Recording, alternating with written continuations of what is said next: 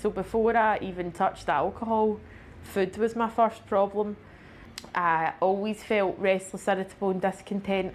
Like I didn't feel like I fitted in, or like nothing was ever enough. In school, the usual, severely bullied. But when I started drinking at like 16, I instantly felt like, right, I've arrived. It started to get worse where I kind of became the whole like the party person. I got my first flat.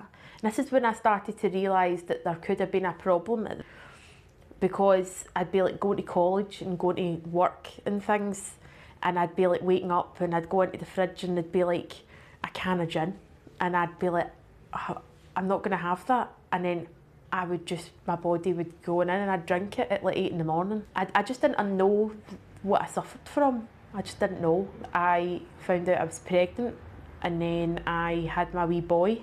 And when my wee boy was 2 weeks old, I felt drawn to go into a church. I heard a voice say, "Child, sit," and that's when I just believed in God instantly. I didn't know anything about faith though at the time, so I started going to mass every day with him. And then when he was 5.5 months old, he passed away.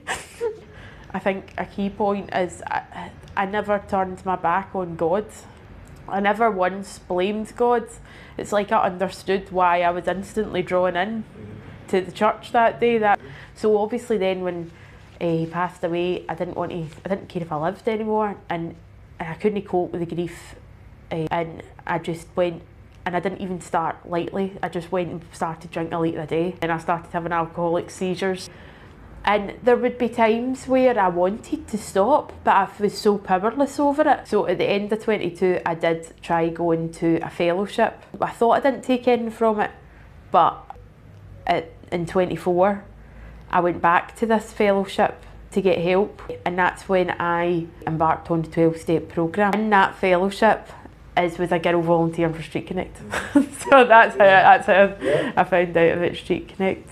When I first heard about them, I actually applied for a job, but they said, "You don't have any experience with us." And they were like, "Well, would you volunteer?" I was like, "Of course, where do you need me to go?" So I started off with saying things like, I'll never want to work because nothing fulfills me like being a mother did.